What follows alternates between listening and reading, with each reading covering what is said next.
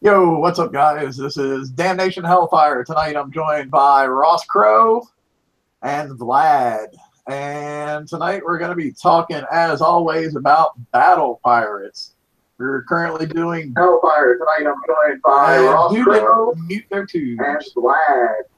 And that was me that didn't mute my tubes. Oh no!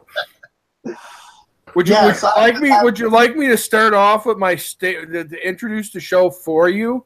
Where I say make sure you mute your phones and mute your tubes, and it is 7 o'clock in the motor capital of the world. That was the introduction for another show that's not around anymore. So yeah, I don't want to go down that ill-forgotten path. But yeah, that just sums up the way my day has been going so far, especially with all the last minute slide additions I had to make that I realized that I will miss. But stuff happens. But anyway, we're doing Bounty Season 4, and we now have base defense points in this bounty. So yay for base defense points. So let me get some sharing started here, and we'll start to go over to the slides. Episode 18, November 30th. First thing, Scourge Undersea Web. Ross, tell us about that. Yeah, we have the Scourge Undersea Web. Now, it's a new portal gate. It'll be the third gate of so far that's been released. Now, this one here, it has the armor points, 2 million armor points. Now, what I noticed differently on this one, it does have sonar, so it does detect sonar. It also has corrosive, concussive deflection, 1,800 on the concussive and 1,600 on the corrosive. It has a 80,000 explosive deflection, so that's a really big deal. With working with the other, well, I'll go ahead and I'll continue on here. So it seems to put off a friendly field of effect to other buildings here in the area. So I was noticing 7,200 concussive, 6,400 corrosive. Now that's higher than the gate on itself. So that's something that's, I guess, if you could strategically put it near something, I suggest placing it far away from anything because of the splash.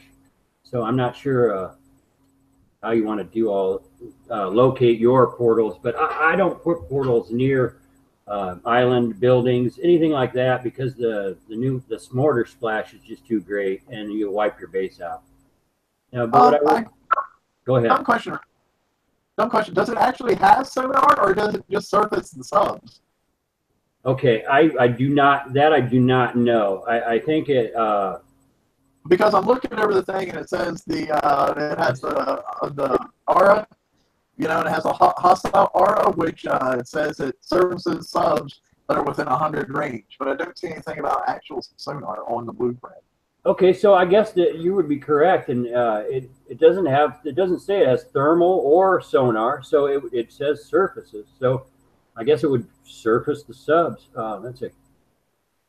That's an interesting effect, and I'm wondering, you know, being that it is range 100.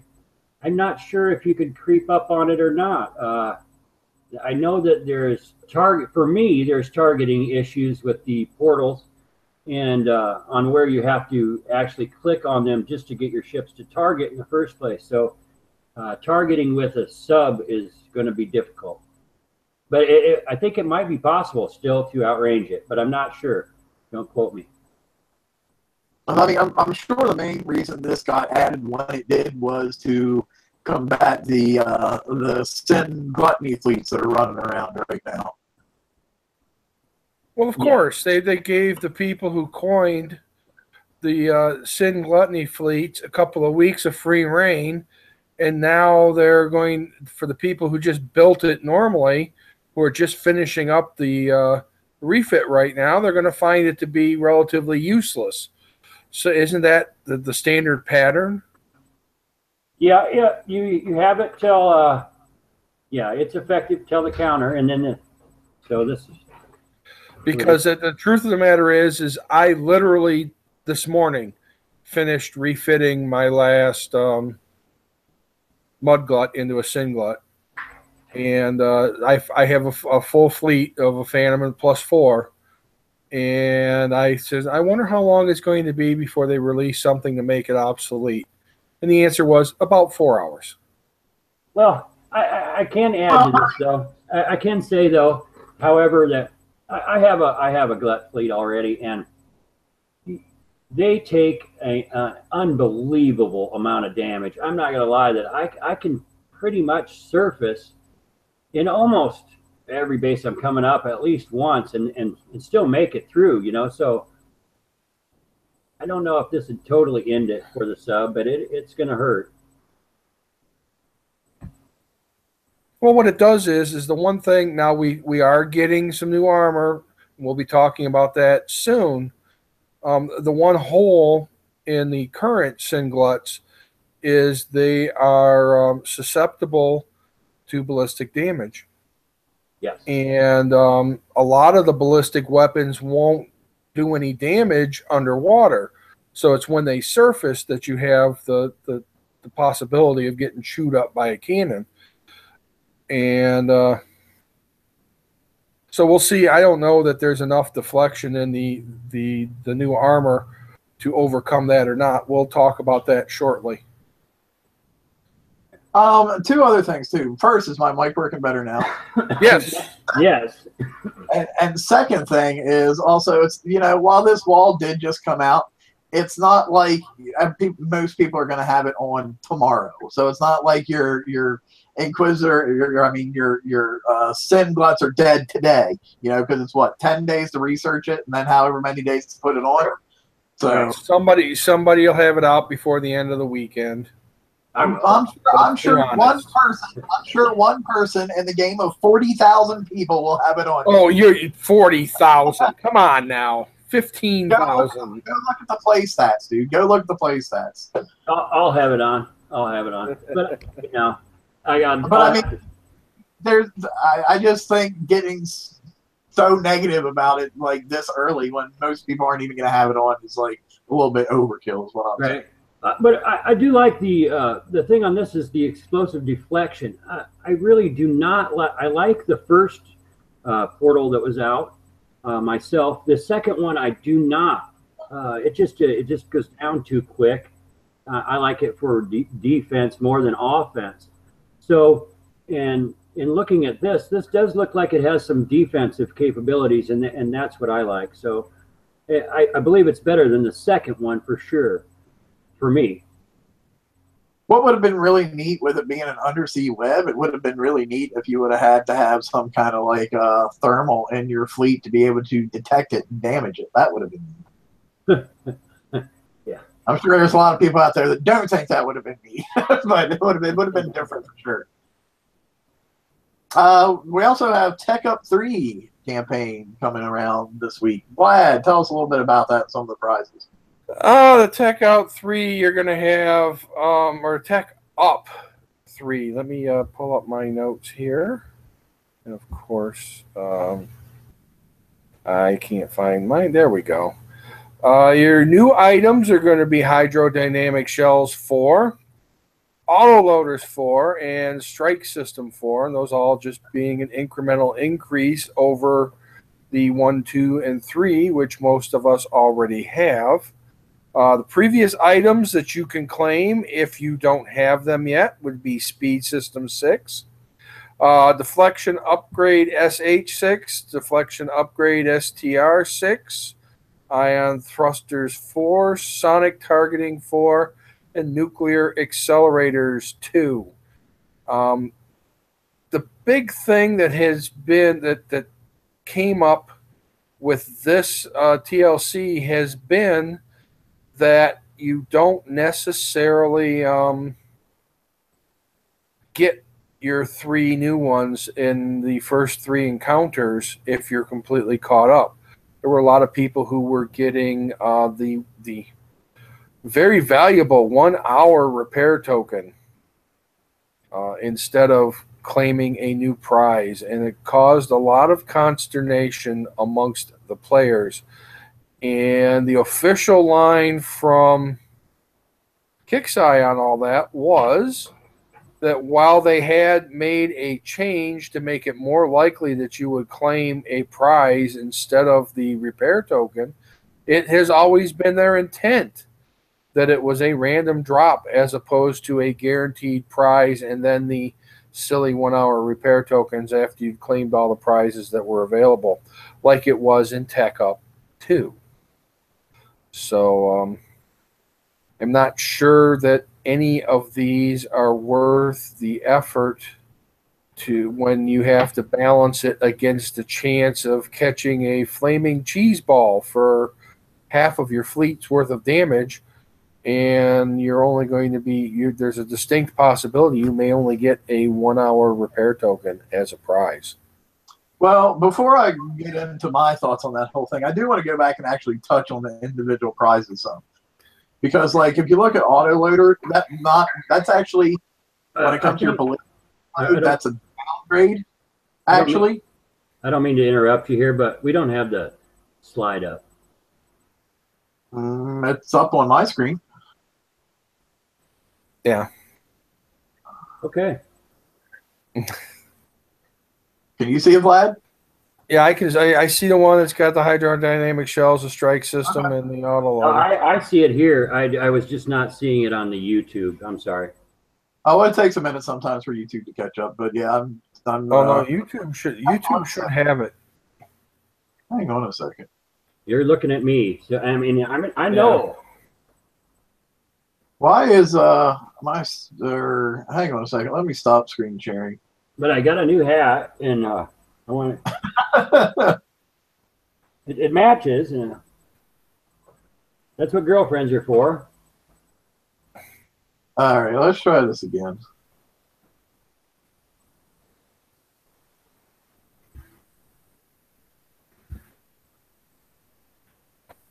Ah, I see what happened. Maybe, perhaps. We'll find out here in a second.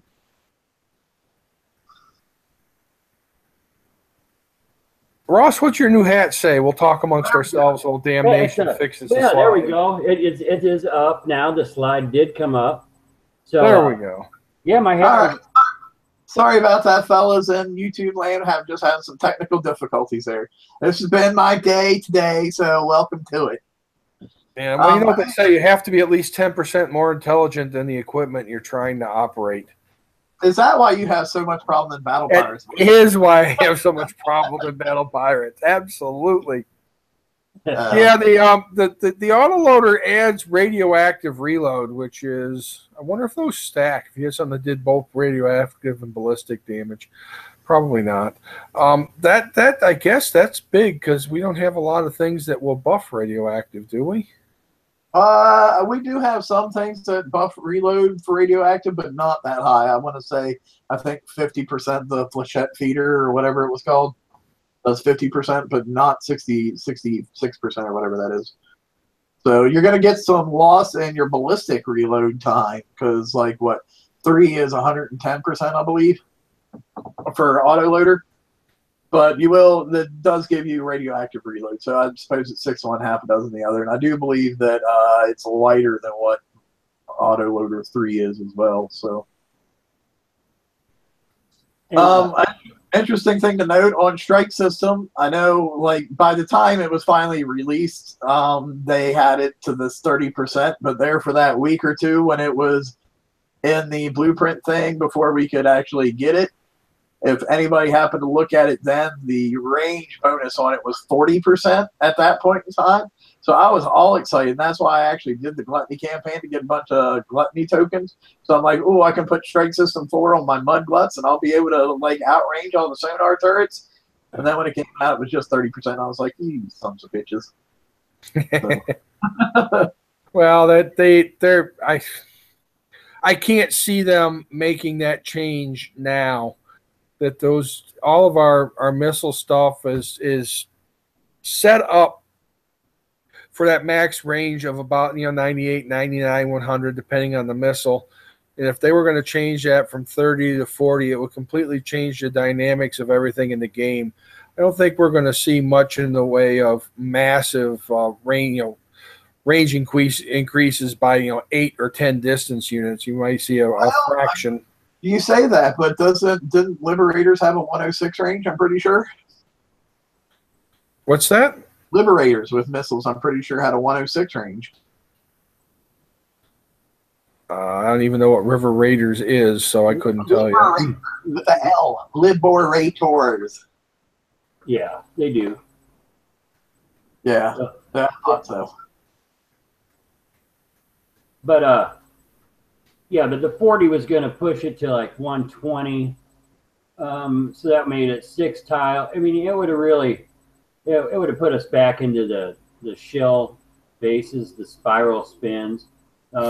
You know, it definitely would have broken things, but you know, it's just like I just wish they would have caught that before they got me all excited about it. That's all. it had me scared. I'm telling you, I really was. I kept thinking, I don't know how I'm gonna stop this. I kept thinking, oh my, I was gonna do some crazy things with it. By the way, to answer your question from earlier, Autoloader 3 is weapon weight of plus 60%. And a ballistic reload of plus 110. Yeah. So yeah, you're definitely it's the giving up reload, but giving up a lot of weight too, or well, reclaiming a lot of weight, I should say. So, but yeah, I was kind of more interested in the radioactive half of it, to be honest.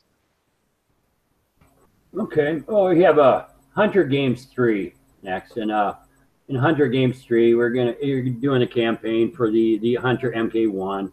And also the Apex Hunter. So in the first prize pack, you're going to go after the Houndstooth depth charge and the Hunter MK1 blueprint itself. Prize pack 2 is the PBX payload, 1-day build token for the MK1 Hunter, and the Wolf's Tooth depth charge. Now that's the new depth charge, and so that's pretty good. It's a strong one. It's heavy, but it's nice. I know a lot of people have been asking, okay, with the Wolf's Tooth, do I switch over completely? My advice and what I'm personally doing is I'm going half and half. I'm doing half Houndstooth and half Wolf's Tooth. You know, I think I would recommend that. The same with the torpedo. There's weight issues, so I think you'll find that yourself when you're fitting it. That a half and half mixture might get you the highest damage compared to, I mean, for what you're looking for. I went half and half. I finished my Hunter refit with a couple of days ago, and I chose half and half mostly because I didn't feel like spending the amount of time it would take to refit the whole thing. I did have enough weight on the regular Hunters to go with all Wolf's Tooth.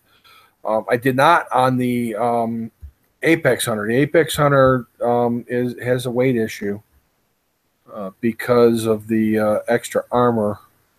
And when you modify the extra armor with the L blade of armor, it takes up a bunch of weight. Okay. Yeah, I haven't built that hull yet. You will really like the fleet better once you have that hull done. I love my Hunter fleets. I absolutely love them. Well, I've been waiting for this exact, these campaigns. I have the Fangtooth. I wasn't just gonna build another fleet unless I can build it with tokens. So this will get me some more. It looks like let's finish going over the prize list real quick. Looks like you could pick up another. My fault. Sidetracked, so that was my fault. You can pick up another build token in prize pack 3, along with the skirmisher chest. Now these are going to be the random chests that everyone loves, so they're going to be in prize pack 4 also, with the charged armor C1 CT. In that prize pack 4, though, you're going to get 2 1-day Hunter build tokens. So in the mastery prize, you're going to pick up the Zinth charged armor C1 CT times 4. So that's a pretty good deal. I mean, that's quite a bit of armor. You're going to get the magic chest. You're going to get a 1-day build Hunter or Apex Hunter build token times 4.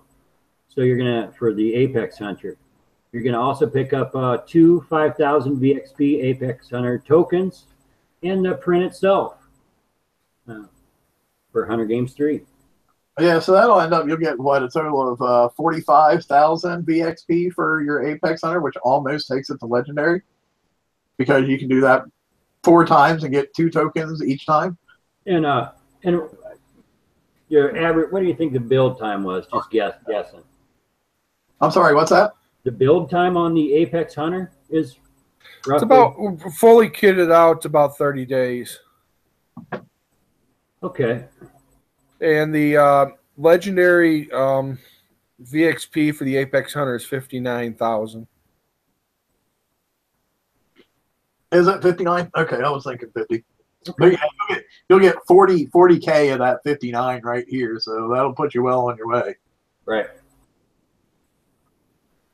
And pick up 20 days, right?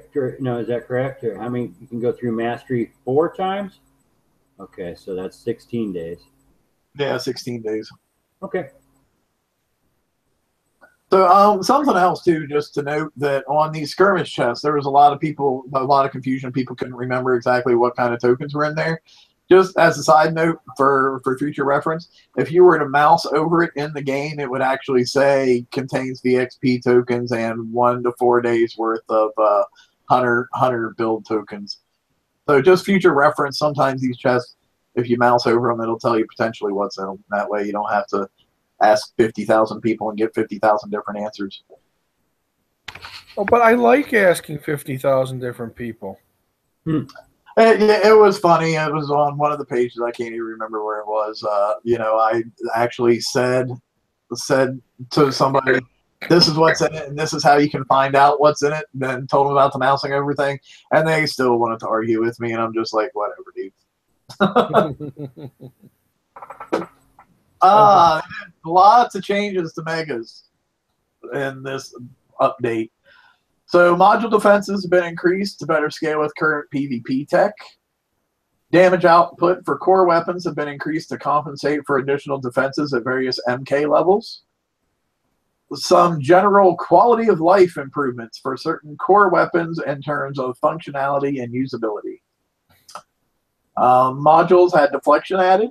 Damage and module damage increase at rank 3 and rank 4. Tracking speed now increases at each rank level, with module rank 4 tracking twice as fast as rank 1. Specifically, the Culverin Cannon damage and module damage increased at rank 3 and rank 4. Tracking speed now increases at each rank. Blah, blah, blah. We went over that already. Titan Mortar damage increase for all ranks. No longer tracks attempting to fire at fleets. It will now only attempt to fire at the enemy megas. So that's good. Because, I wish they would do that to the Exocet missile, quite honestly. Because my Exocet spends all its time shooting at those Apollos in campaigns and stuff, and they're well gone from them by the time the missiles land. Congreve rockets had their damage increase at rank 3 and rank 4.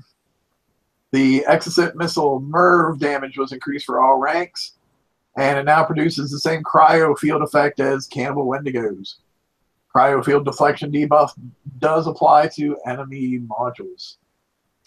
And missile strike drones, their deflection values increase at rank 3 and rank 4 for existing deflections, and damage and module damage increase at rank 3 and rank 4. And last but not least, anti-mortar quads. Deflection values increase at all rank levels for existing deflections. And the salvo amount increased at level up to 1 through 4. And anti-cannon quad deflection values increase at all rank levels for existing deflections. Accuracy of chaff increased at rank levels from 50% at rank 1 to, 65% at rank 4. And splash increase at each rank level up to 45 at rank 4. I don't know. I really don't have much to say about all that because I don't mess with megas a whole lot. So, anybody want to touch on that at all? I can tell you that, well, I don't know. I brought mine out to test it out and hit a couple megas, and all that's nice and dandy, but not one of it, none of it matters. Actually, none. Nothing changed at all. If you put drones on your mega with the correct weapon and specials on them, none of that matters at all. So that's what I have to say. And I'll stand by drones on your Mega with the correct weapons specials. It ends the battle so fast that nothing else really is pertaining. Yeah, that would be that correct weapon would be a certain thrower, if I'm not mistaken. Correct? Yes. Okay. I won't go too much into the special, but I'll give people a hint and tell them it's a certain thrower. So yeah, that pretty much covers everything that they changed for those. All right, bounty. Let's talk about some bounty. Do we have to?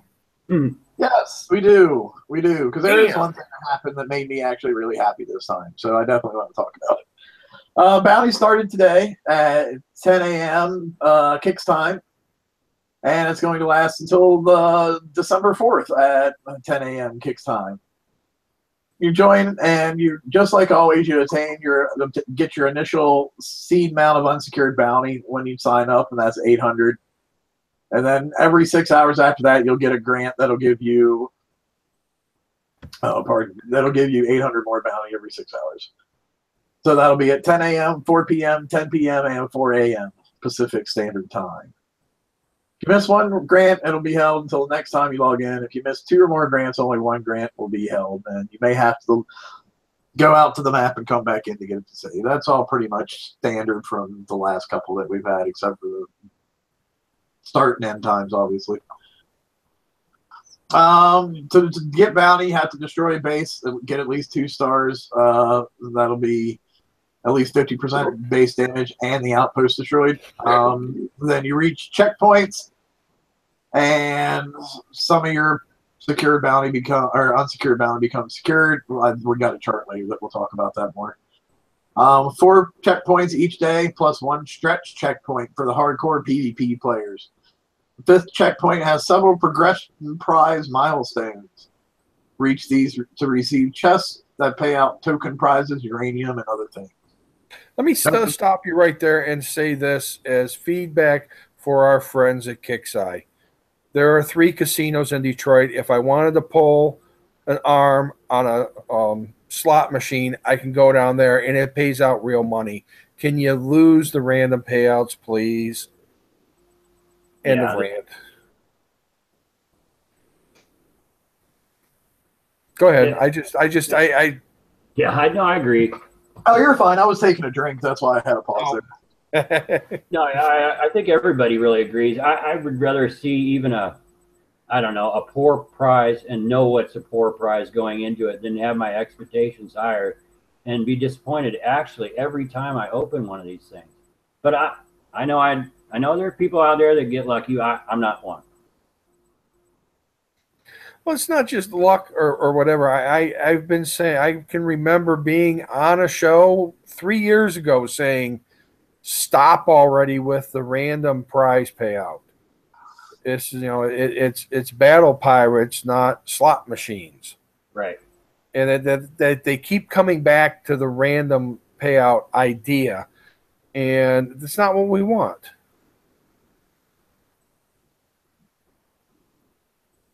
Note for the first checkpoint location has changed from season 3. So, yay! This is what makes me happy. Well, parts of it do, parts of it don't. New, you finally get base defense rewards. For each successful base defense, you will be awarded bounty.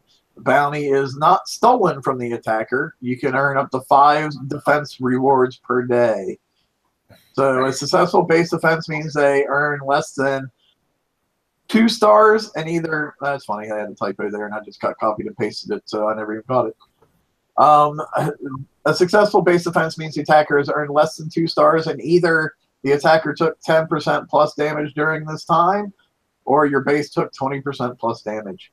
Each successful defense earns you 200 bounty. This can be earned up to 5 times each day. So what do you guys think about that? I'm personally not a big fan of the only 5-day thing, but I understand why they did it.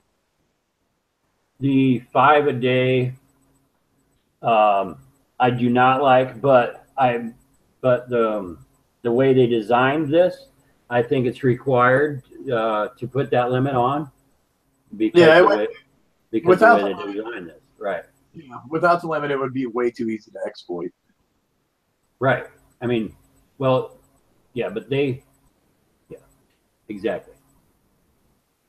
2 guys in a canoe with hand grenades can flatten my base. I have no opinion on this one way or the other.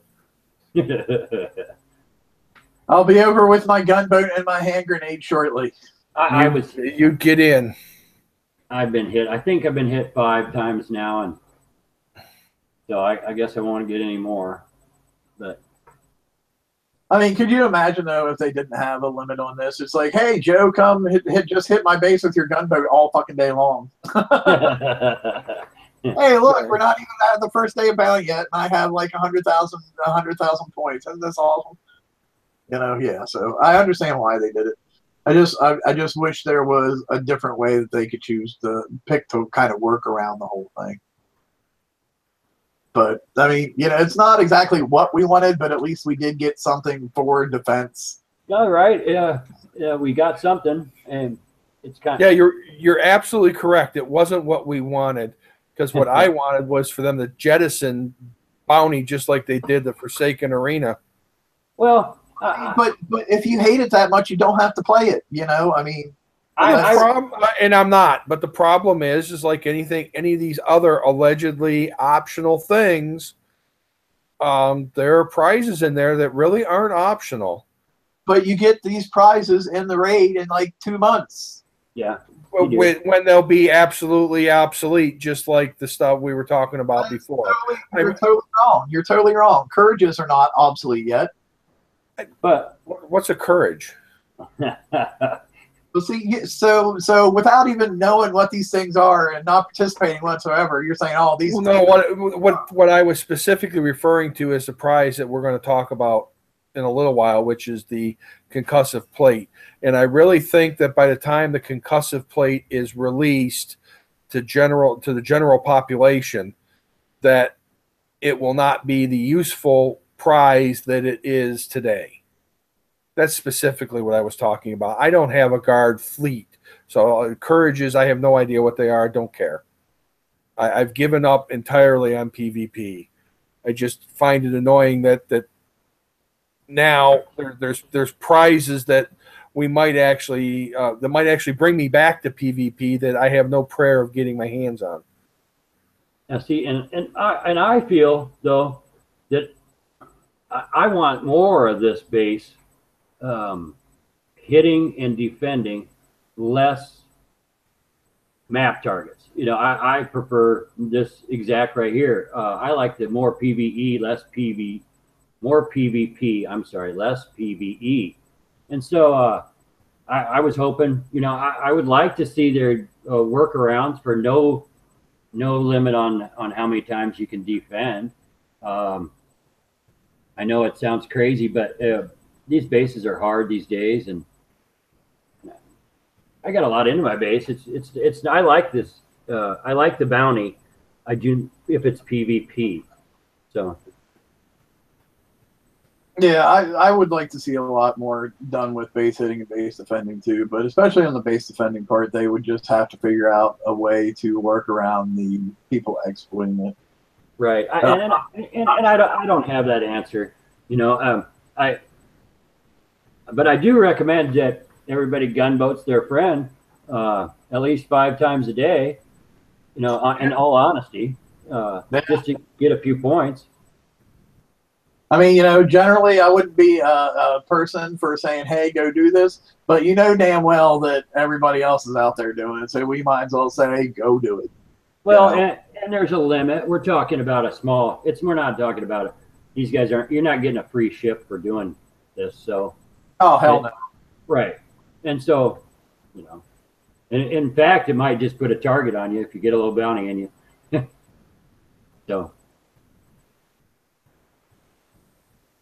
So let's see, what do we have next on? Oh, so yeah, there was an issue today where for the first hour of bounty, the base defense switch was not turned on, and for the first hour, you weren't getting any points at all for defending the base. So I just thought this was kind of a funny and appropriate slide for the situation that we had come up with. So, but yeah, they after about an hour they realized what was going on and they fixed it. And I do believe they back credited most people for any bounty that they would have lost for successfully defending their base. Yeah, and I've noticed many. Well, I've actually noticed many things in this bounty. One being that, I read the target numbers are sure. Or go ahead. Oh, but maybe we should finish with the things here first. All right. Just this is a general bounty chart or bubble chart that we've had. Less than 25% bounty gives you no bubble. 25% and bounty gives you a 2-hour bubble. 50% is 3 hours, and 75 and 100% both are 4 hours. Okay. And then we got the bounty nexus. So I didn't know if you wanted to talk about what you wanted to talk about before we do the nexus part, or if you wanted to do the nexus part and then come back. Oh no, we could do the nexus. Okay. So, then there's a new added feature on how to gain bounty. This bounty 4. So we have here is the king of the nexus. It says is back, and except instead of gold, it pays out bounty. For alliances hived in a node, all members will receive a periodic drip of bounty. However, you cannot claim this bounty until you opt in. Once opted in, it will give you a retroactive drips you were eligible for. So, and any future drips, I guess. So, expiration bonus is still awarded to the player at the hive in each nexus when it expires. Anyone can claim or hive up at the nexus as long as they have a mega ship. Whether you opted in, only affected, or whether you can claim bounty. Now there'll be 5 nexus, 5 of these in each world. The drip rate, they call it, is 25 bounty every hour. So there will be 2 rounds of the nexus spawns. The first set will last from Thursday at 10 a.m. until Friday at 3 p.m. The Nexus expiration bonus will be it'll be 2,000 at the end. So, I think it's just, I guess my advice would be ignore the golden nexus until it's about ready to pop, and then go kill everybody else on it and take it over so you can get that 2,000 points at the very end. Yeah. Because 25 bounty an hour ain't much. No, it's not. But in a way, I'm very happy that it's not, because that makes not have all the people who didn't think that Mega should have been part of this in the first place, with it being that small amount of bounty, now don't feel like they have to do it. Right, because they're not. It's not. I mean, it will affect the really big, large alliances if they find them and they get on them, because everyone will get that. So that will have some effect, but for the most part, the drip rate is basically non-existent. Another round of the Nexuses will spawn Friday then at 5 o'clock and will expire when the season ends. And you'll have until the end of the store login to claim the expiration bonus. And that one's going to be 4,400 bounty for the second set of the Nexuses. So that's actually a pretty big payout. But again, I think, I'm pretty sure that your bubble drops if you defend still in Nexus. And so, this is going to be a whole lot of coins for the bounty that you would receive. I won't be searching for a gold Nexus. Yeah, I mean, at least they're easy to find, because in the upper top left-hand corner of your screen they have that little gold thing there, so you can find them really easy. But yeah, it's just a matter of whether you think it's worth the time and the effort and the amount of money that it will probably cost you to go secure them and get bounty. I mean, this is basically almost the exact same thing as the Gold King of the Nexus, only they've upped the number of Nexuses a little bit. And what made me think this was a good way to go when that failed so horribly, I'm not sure. But whatever. Yeah, I don't see this actually. At least I don't see it continuing. I don't think it'd be it's not being participated in. So. Well, I mean, actually, honestly, I have seen a fair little bit of mega battles going on, to be honest, in the world I'm in. But it's funny because you have like the two that I've been watching specifically is one has like a whole crap ton of people from this one alliance that are all piled on it, and the other one has like tons of dead megas around it from all kinds of different alliances that have been fighting over to try to get this one, and just nobody can manage to hang on to it. So, I mean, in that aspect, for those people who enjoy mega combat, I suppose that's kind of fun for them.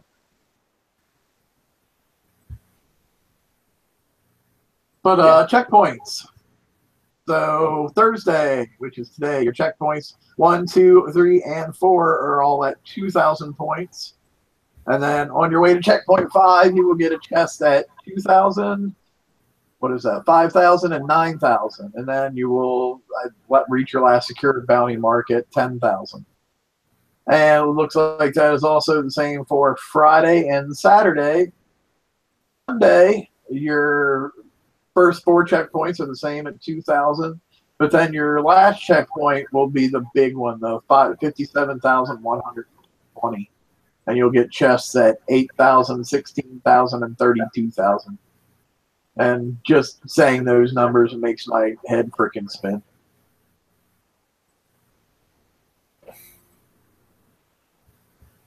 I don't know about.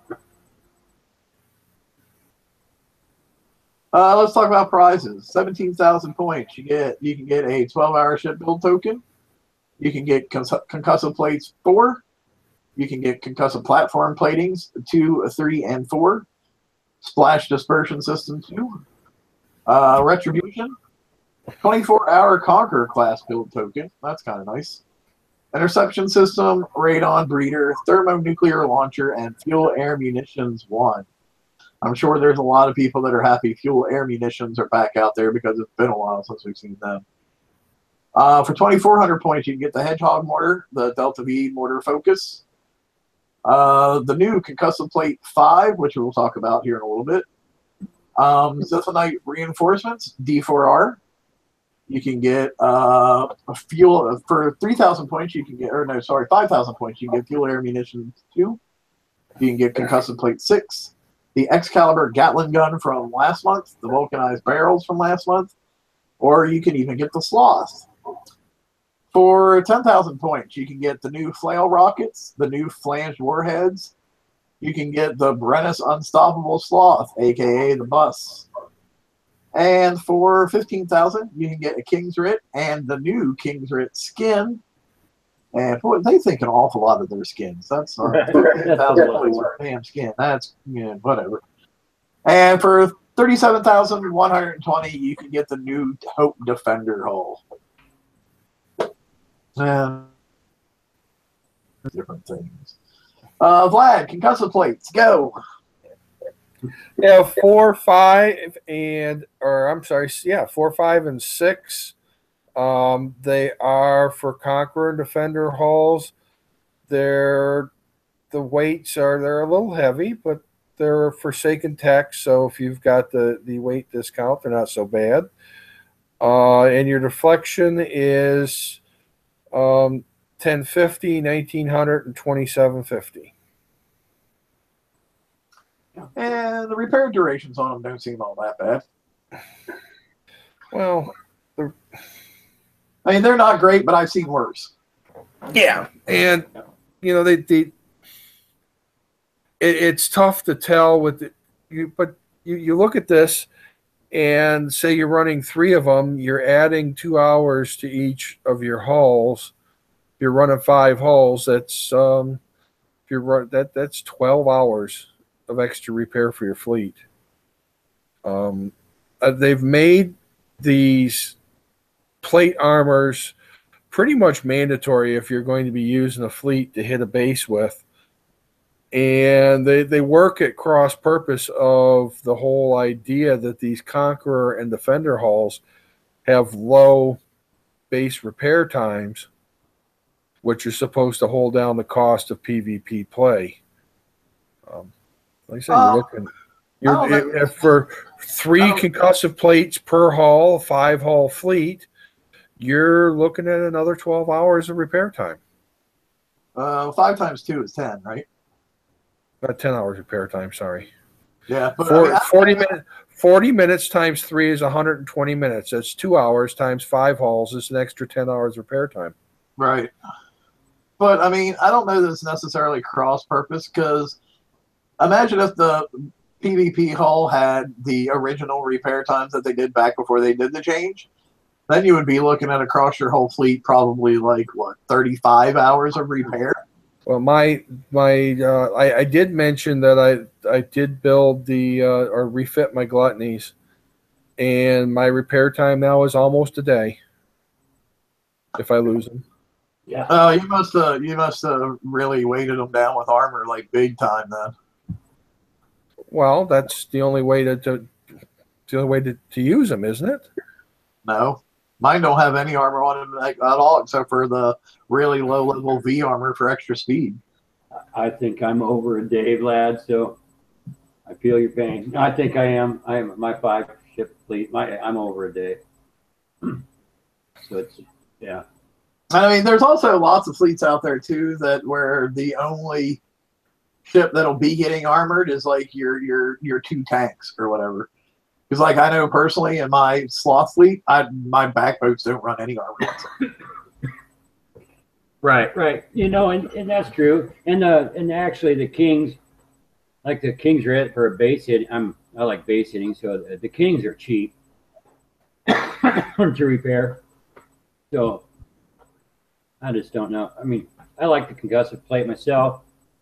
Right. I hope the deflection's good enough that it warrants the use. So, and I think it will. You know, it might save. I mean, I know the total repair will be bad, but it might save some damage. So.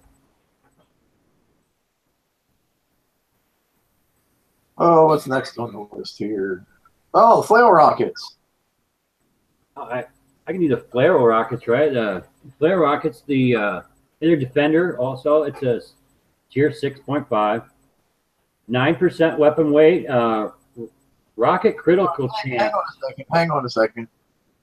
I got my slides backwards. I got the stats for the special on that, and then hang on a second. You double up. You've got the same Doubled panel up. on both. Yeah, Okay. hang on. Let me go and fix this. Jesus Christ, man! I've just had a horrible rough time of it. Well, Mike fixes that. Ross, what's on that hat again? Right here. Oh, it's Under Armour. There you Under go. Armour. Yeah. High quality hat you got there. You have to keep the bald head warm. Hey, it could be worse. It could be a Cox hat. Yeah, this is from the girlfriend. Yeah. Okay, but so this is the special. We can just go over that, right? Let me switch slides and you can hit the special real quick while I Okay. fix it. Yeah, and it's the flanged warheads that I was reading the stats for. So the weapon weight is 9%. The critical hit chance is 15%. Rocket critical damage is 125, and rocket range is plus 14. So this is a big deal. I think that this one, it's a good special in all actuality. Well, it's obviously its one biggest downfall is it's only available for a Defender hull. Yes. Yep. And it's built. I mean, I don't. Looks to me like it's for the new ship. So, but I think you could put it on several hulls. I mean, well, any Defender class. Right. I just don't know on how I would use it myself. I was just trying to think of myself. That extra range though is very nice. I have to say. Yes. Oh yeah. It's going to be it's a good special. Real good. I almost have the other one fixed. Just carry on for just another minute or two. Okay. Now the artwork, I gotta say the artwork, I don't know. This time it's kind of took a turn for the worse for me. The ship, the artwork is Went down just a step. It's still nice. It's still okay. But I was really liking last month's a little bit sharper. Ah, hey, how about that? There we go. There's the flail rockets. Now these are here 640 tons, so they're pretty dang heavy. Projectile speed 375, splash 12, spread 75. These have a range of 68, a damage of 72,000. So it's a salvo of 3, reload time 8, and wall damage is 720. So this is just huge damage. So I was playing around with this in the shipyard the other day and loading it down with flail rockets and some specials and whatnot. It ended up, I think I had like a 98 range with my rockets on this thing, and the hull was pumping out like over 2 million damage. Yes. So, and those were some pretty impressive stats, I have to say. Yeah, I think it was like almost just barely under 3 million. Yeah, it was definitely pretty crazy. And that's what this hope. Yeah, that's the hope. The hope that PvP can be salvaged by this hull right here. So, who wants to talk about that? We haven't heard from Vlad for a while. Vlad, why don't you talk about the hope? Well, you're looking at a Defender class hull that is Forsaken technology. It's a tier 6.5. The max weight is just under 15,000 tons, and it comes with 35,000 armor. 350,000 armor. Did I say 35,000? Yeah. Little, my reader's not working any better than your writer, apparently. Yeah, apparently. The ship DPS of 10,000. Rocket appears to be designed to use the rockets, as it has a built-in reload and range buff, explosive damage buff of 200%. There's also a nice countermeasure buff, and in defense, you're minus 25% evade, which means I guess if you really wanted to build it up with evade, you could get it there, but it's probably best not to worry about it, particularly when you look at the deflections on this, with 50,000 corrosive and penetrative, 40,000 concussive, 110,000 radioactive, and 40,000 explosive. I do notice that there is not a ballistic deflection on there at all. That is correct. A defense handicap, obviously, of 100%, because that's how this particular class works. And they pretty much don't move. I see a turn speed and a map speed. I don't even see a combat speed. So this is another one that just sort of sits there and spins. Yep. And then there's also a second slide for more stats. There's a nice thermal imaging there of 90. That's short of your super hulls. I think that's the highest in the game, isn't it? The courage is also. You know, that hull that you don't know about? Yeah, that has 100. Okay, well, there you go. Repair duration is 3 hours, which with 350,000 armor gives you a pretty fair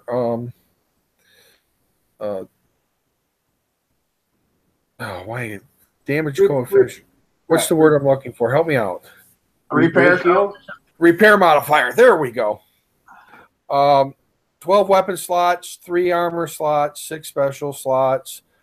It will actually hold cargo, though I'm not sure why. And your special abilities, bunch of special abilities there. That the one thing I noticed that there isn't anything that will help is, again, the ballistic deflection. So it is a healer. It will it will transfer 35,000 armor points every 6 seconds at 100%. efficiency. And Though look its at the threshold is only 70% as opposed to the 75 to which we have grown accustomed. Mm-hmm. But look at the range at 125 range. So you can have it quite a distance from another ship. And it will add, that particular one will add explosive and penetrative deflection. And that is the hope of which I have no hope of claiming. Well, not now. In 2 months from now, you probably can. Yeah. I'm going for it. So I hope it, it looks like a, it has definitely has its weaknesses. It gets outranged. But it's a yield sign more than a stop totally. It doesn't stop you, but it definitely makes you slow down. I mean, it's going to really hit with 2 million. You're going to have to just take your time and kill it. Something worth noting, and I don't know if you happen to mention that, Vlad, but it does look like the duplicate aura cap, the first one, the one that only affects other defenders. So it will only be healing other defenders, it looks like. I did not mention that it only heals other defenders because I missed that. So good catch. Yeah, that's definitely something worth noting. So if you have like your gluttonies in there with this fleet, this won't be healing your gluttonies. Although I guess your gluttonies would be healing this. Well, that presents a whole different conundrum in itself. But anyway. So yeah, I mean it's pretty cool. I don't know. We'll have to wait and see how good it actually does. I mean, it looks good on paper, except for the thermal imaging. I think that's a little bit short. But with proper placement, with with holes to the left and right of it that have a much higher thermal, I think you'll be okay.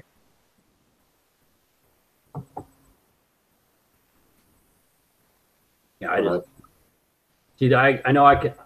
I'm sorry. I know myself. I can outrange a courage depending on the positioning, and it has thermal of 100, and depending on how it's positioned in a base, because of the grid itself, that 100 to 100, and I can outrange it. So, being the thermal imaging of 90, this is not going to stop.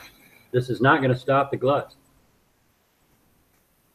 I was talking, it's kind of funny because I was talking to Shane. We were in a hangout earlier today, and I was talking, and he was talking about the thermal of 92. And I was like, it's funny because when you look back a couple years ago, we didn't even have thermal, and now now any ship for a defender that doesn't have thermal, people are like, oh my god, what are we gonna do? It doesn't have thermal, or it only has 90 thermal, or it's funny to watch how the game has progressed and changed and our expectations compared to what they used to be. Right. Well, except for they just released the glut and with a new weapon. So I was looking for the counter. I mean, that's usually how it works. They release one and then they release the counter. Well, this isn't the counter. So are they going to read? Well, but didn't we already determine that the counter to those was the new trap? Yeah, it could be. So in theory, you could have your hope placed right behind that trap. And oh my gosh, heaven forbid if they get in the surface of the trap and then get surfaced, and then this thing unleashes on them. Well, and we got to keep in mind too, like Cuddle just said in chat over there, that there is supposed to be a defender flag in this upcoming raid. No, I think we voted on that, and on the I saw the forums and it was clearly said that the public voted for a defender. Yeah. So, in my mind, that means we'll get a conqueror, but whatever. Exactly. No, yeah. So possibly we'll have another defender. That'd be nice. And last but not least, this is the King Grit skin that you can get for a small price of 15,000 bounty. So if you end up with an extra 15,000 bounty and you don't have anything extra to spend it on, Well, there you go. You can get a skin. It's pretty skin. It's definitely a pretty skin. I just don't think it's 15,000 points worth of pretty.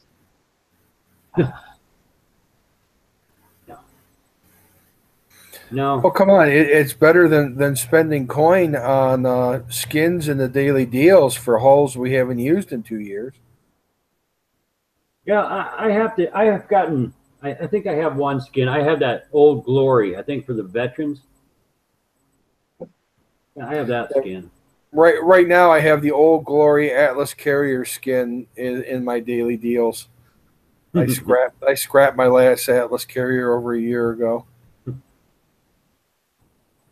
Okay, so on bounty, I guess we're done with the slides, or Yeah, that's pretty much it for the slides. I just stopped on this one because this is fun slides.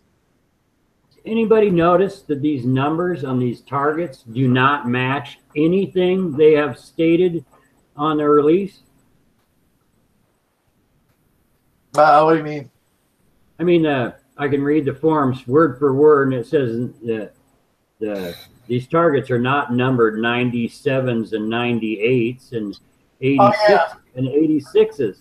So I have people, online say, or just in general, I have people thinking that these are the super targets, these big payout ones, because they're numbered wrong. And I mean, come on. I don't understand what the difficulty is, and no one proofread or what. And it clearly states that there's 2 targets released, and it numbers them. And then there's not 2 targets released. There's 3 targets, and they're not any of the numbers they say. And they released a 98. They didn't say anything about it. It's a totally different target. I think what happened there, and this is just speculation on my part, I have no confirming evidence of or statements of such, but I think that's happened just because of copy and pasting from last month. That's probably what happened there. Well, so they added an extra target and copied and pasted last month's bounty. Look, that's ridiculous. In all honesty, it's ridiculous. I have people, myself included, I was running around thinking I'm hitting these possibility chances to get these huge payouts because you don't know what they could be. Who knows what they could be numbered? Since the first ones are wrong, I don't know what the special ones could be numbered. I don't know what, 50, who knows? So I'm hitting 98s because I know 98 is not correct. So, and it's a different target than before. So I'm running around hitting these 98s to find out, oh yeah, 100. No, I just think that that's just a. Yeah. Come on, clarity, it's just ridiculous. Clarity of communication on the forums has definitely been lacking. Definitely been lacking. Well, it's not just clarity; it's proofreading. If I release something, I proofread it. If it's my responsibility, I sign my name to it. I read it. So start reading. Do your job. That's what I have to say. But it's not even just that. It's like, when I'm going through the update and I want to see what's going on, and I get the line that says, "See campaign in game." Well, I don't want to see the campaign game. I want to come here. I come to the update to see what the fuck's going on, not for you to tell me go in the game and see what's going on. No, I agree, but I just, I don't know. I just know that game morale could sure use a boost instead of a kick, and we're getting a lot of kicks.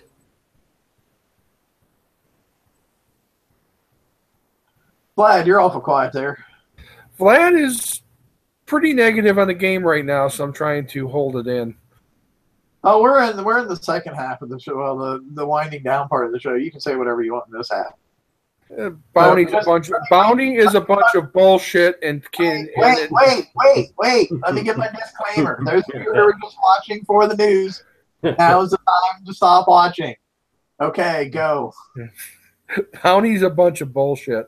And then they took the mega halls and they could combine. Let's take this one underperforming feature, combine it with another underperforming feature, and profit. But they missed number 2. It's kind of like that, steel underpants 2 ? 3 profit. What's 2? And I don't see it. I just the lack of care. They just don't care about the players. It's all about how much they can wring out of people. And over the last couple of and it goes in cycles. I have times when I'm positive about the game and times I'm negative about the game. For the last couple of days, I've really been kind of down on the whole thing because I thought they were going to actually improve bounty, and as far as I can tell, all they did was they finally caved into the pressure of adding points for defense, but they canceled all that attaboy out with the shit of adding mega hulls. So I agree. Well, I agree mega hulls should be in it. At least I don't see where they're really necessarily hurting it so much, because no more bounty than what you're going to get for doing it. If you don't do the mega hull part of it, it's not like you're going to be totally up from getting your prize. No, exactly. I'm not participating in the Hyperion part of it, and I really am doing pretty good in the bounty. I mean, for the world I'm in, at least. So, but what it is, it's a PVE. It's just race to the towers. That's what it is. Well, it's another raid. Yeah. Admittedly, this time the early feedback is that there's actually a little bit more PvP going on. But you looked at Bounty 3, and I saw a lot of people talk about how to be successful. And the one thing that none of them said in being successful in doing Bounty was hitting another player's base. It was all about managing clocks and managing drips and managing awards and making sure you log in every 6 hours and blah and this and that and hitting the things at the towers. And there was no PvP in their PvP event. And yeah, I mean, I'll totally agree with that. They really need to look at and address the payouts for not only hitting but for defense as well, because if they can look at those and address those and make them exponentially greater, then there won't be the need for the PvE targets, and people won't feel like they're necessarily doing a second raid every month. It'll be that they kind of will, but not as bad as what it is right now, if that makes sense. How about this? If you want to monetize gameplay, just make it fun, and the players will do it without the incentive of, or the arm twisting of a raid format with prizes that they want. But that's just make it fun. That's a very broad, generalized statement. Your definition of fun is entirely different than my definition of fun. Whose definition do they go by? Well, they say that they want PvP play. When they first came out with the splitting the hulls, and it actually was with the tier 5 hulls, when it was affordable, there was a lot more base hitting. As we moved into the tier 6 hulls, and now we've got 6.5, and we're looking at 7s coming around the corner, the affordable portion of that fell apart. And it's all stuff I've said before. Well, I actually wasn't going to go on a rant, but you invited me. That's fine. We're in the last half of the show. We're allowed to do that in the last half of the show. But where did the extra time, I guess, is what I'm asking. Where did that come in? Because from the revenges to the repairs that we have now, weren't kind of more or less the same amount of times? No, because if you want to crack any base, you've got to have the plate armors, and the plate armors turn 6-hour repairs into 24-hour repairs. And yes, if you're having success without plate armor, fine. I just see that if you're looking to crack high-end bases and you're trying to do it without the plate armors, you are not going to be successful. And the plate armors have driven the cost of repair right back where they were 3 years ago in PvP play. I might as well be playing with my Grimshine stuff that was a 1.5 repair modifier. I don't know. What do you think on that, Ross? I think, well, I don't think it is expensive for me to hit it all, but I have a King's Writ. I'm one of the selected few on the game right now that say, has the King's Writ. So I'm the one that all the rest of the sector get to watch hit. So, I mean, I don't think it is expensive right now to hit a base, personally. However, it was recently. I mean, that's just changed for me in this one fleet. But that would change if I were to use my Gluttony fleet. In the top end bases, I will take a ton of damage. That's a huge repair. So that it's depending on my fleet. I don't know what it would cost. No, I think actually, no, I'll stand with that. The King's Writ has lately been a cheaper fleet for me this year than before. But that's only that fleet. So it basically came down to since you ponied up for it in the first place, now you're experiencing cheaper gameplay as we progress. Yes, and not only that, it's almost a required ship to hit bases these days, or high level bases. I'm sorry, not just bases, but it takes quite a bit to take the new turrets that just the cat mortars and those. I don't know too many hulls that can take fire from them. It's actually the only hull I know. So, well, and are you taking a lot of damage with these hulls? Well, I kill them off every battle. I mean, I do just two ships, and it's like three, 4 coins.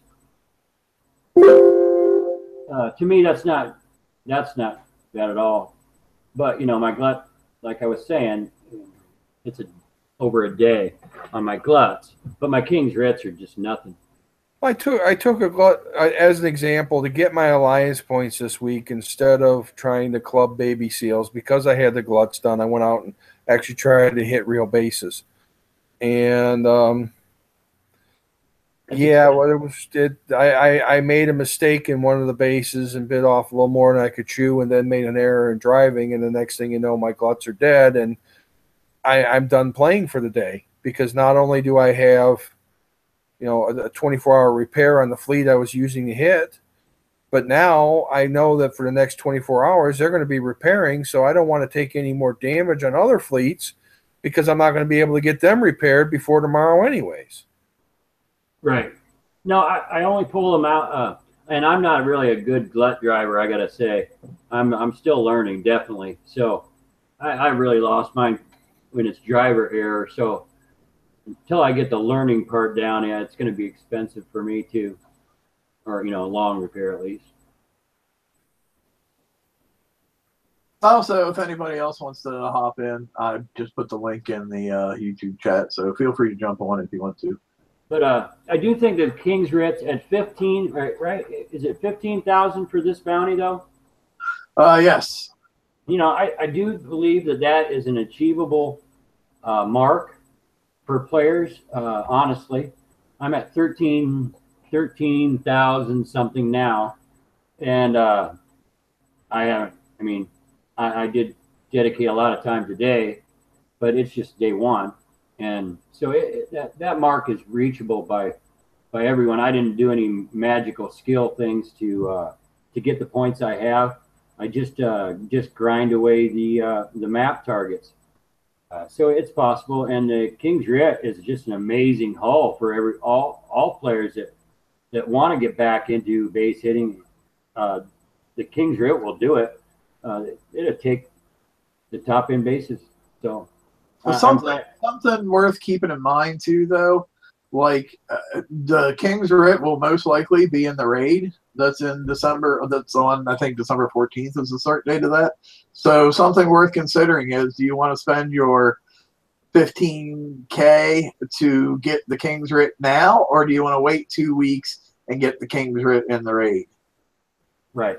Well, and if you don't have the correct fleet to hit the map targets, bounty isn't your thing. In all honesty, if you cannot hit the 3 different map targets cost effectively, then bounty just isn't your thing. And there isn't enough bases to hit for bounty to be effective. And so I would say that if you're not a gluttony owner or sloth twin blade possibility owner, and that's even with the certain build, I just wouldn't do bounty. Well, my Inquisitors have been doing good on the 86s. I went out and tried a few. Oh, hey, nice. Good to see you, Shane. Hey, hello. I got like 45 minutes damage doing an 86 with 3 Inquisitors. Yeah, Inquisitors rocking the 86s. Yeah, I actually have 4, and I think I did like 12 minutes damage or something, I think. Well, I got 2 countermeasure gluttonies in there, 4 medics. Gotcha. You know, to help repair them, but I don't even think it went down far enough to repair. I mean, I don't know, you know, but I mean, it was like 42 minutes is what I got out of an 86. So I was fairly impressed, you know, with them ships. Yeah, I would say. Daniel, what do you got to say? I'm sure you've got something to say. You always have an opinion on most things. He's on mute. Oh, me? Yeah, there you go. You're talking to me? Oh no, I just hit with sloths. Like a full fleet of sloths can do all the targets except for that new one. The new one is it has an epic cat mortar that really destroys my fleet. I know the 98. Yeah, the 98. It's definitely set up with the King's Writ in mind for sure. Oh yeah. So that would require me to go back to my base, you know, put a King's Writ in the fleet, and then go back in, and that's just too much of a hassle. Right. When I could just hit 87, 86s and 97s all day without any repair time. Yeah, so it definitely seems like the 86s are definitely hittable by sloth fleets. They're hittable by Inquisitor fleets. They're hittable by gluttony fleets. Then so the 86s, you know, and if you just go out and do them while you're like watching TV or something, even though they only pay out 50 points, you'd be surprised how quick those 50 points start to add up. Yeah. Yeah, I agree. And I'm not really after the hope at this point. I'm just really after the vulcanized barrels, and you know, some of the knickknacks they have there, like the armors. I'm not going full fledged on this one. It's what do you think of the introduction of the megas into bounty? I never liked the megas, not that much. I do have a level 309 mega, and I just don't like the way how it's played, where you basically have to be online the whole entire time to defend it. There's no way to defend it without you just leaving, you know, going to work or doing something else. I know, like, mega fights are kind of boring too, to be honest. Yeah. Oh, I hit you, and now we're gonna sit here and watch paint dry as we fire back and forth at each other. I mean, the fun is in, I guess, the fun for me and megas, I guess, is like figuring out the builds and what to put on them and what that kind of stuff. Like the combat is like secondary. Mm-hmm. I think the megas are only good and fun in gang mentality. Yeah. You and 2 of your buddies go just smash 50 fucking megas. It's that easy. Mm-hmm. If they got fucking rages or mud gluts, I mean, they'll just go in there and tear that other dude's mega up before he even got a chance to do anything to the one that's doing the attack, you know? Mm-hmm. So, I mean, that's the only way that I see it's fun. But myself, I've always been kind of a loner. You know, I'm in a group and it's always been there that way and everything, but I was always a loner. I did shit myself. And I don't want to ask somebody else to come in there and sacrifice something for me. Yeah. Hey, I'll ask you to come sacrifice your gunboat on my base 5 times a day. I didn't do it though, did I? No, but yeah, I agree. And you know, it's just not I got a higher level one, and it's just it's lacking in, I don't know, skill. I think for me, Well, I'd probably like it if they would implement us being able to have our own fleet in it, like they hinted that was going to happen one day. yeah, but that it just hasn't happened yet. That would be nice, and so that I didn't have to have my partner spend his coins or take his fleet damage, right? And or pop his bubble. Yeah, that's good. Yeah. I mean, that's a big part, especially during an event like this. Yeah. Hey, just remember, Kickside does have a trademark on the term "coming soon." That's all I'm going to say. It can be coming soon for 2 years. That's how long we waited on Draco bases. For years, man. Coming soon. I think that's just part of the land. Did somebody write it in the sand on the bottom of the base or something? Because I think it's a fucking lie. You know, I mean, and nobody believed that shit until it finally happened. Yeah. I think at this point in the night, I'm going to stop the live section of the show. I'm going to end up being like Hefe in like 3 hours from now. We're still going to be going live. Mm-hmm. So I do want to point out to everybody, though, that most likely coming up this Saturday, we are going to start our first open mic / roundtable, the Crow's Nest No Quarter. So be on the lookout for that. It'll probably be Saturday evening sometime, maybe about 7-ish or so. Keep an eye on the page, and I'll keep you updated on that. But for now, and until next time, I will talk to you guys later, and thanks for coming out. Say bye, everybody. Bye. Bye. Bye, everyone. Everybody. Bye, everybody.